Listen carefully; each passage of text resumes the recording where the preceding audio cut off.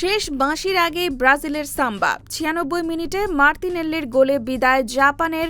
Football আবারও মনে করিয়ে দিল শেষ বাঁশি বাজার আগে কিছুই শেষ নয়।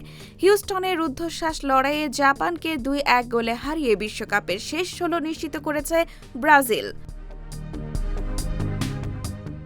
ম্যাচের ২৯ মিনিটে কাইসু সানোর দুর্দান্ত দূরপাল্লার শটে এগিয়ে যায় জাপান। প্রথমার্ধে ব্রাজিল ছিল ছন্দহীন আর জাপানের সংগঠিত রক্ষণ সেলেসাওদের আক্রমণ আটকে রাখে নিখুঁতভাবে। বিরতির পর বদলে যায় চিত্র। ৫৬ মিনিটে গ্যাব্রিয়েলের ক্রস থেকে হেডে সমতা ফেরান ক্যাসেমিরো। এরপর একের পর এক আক্রমণ চালায় ব্রাজিল।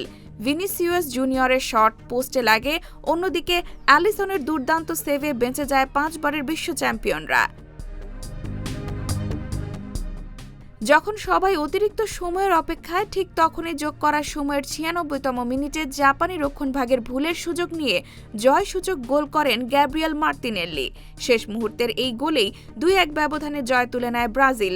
অসাধারণ লড়াই করেও বিদায় নেয় জাপান, আর ব্রাজিল প্রমাণ করল বড় মঞ্চে তাদের লড়াই শেষ হয় শেষ বাঁশির সঙ্গে, তার আগে নয়।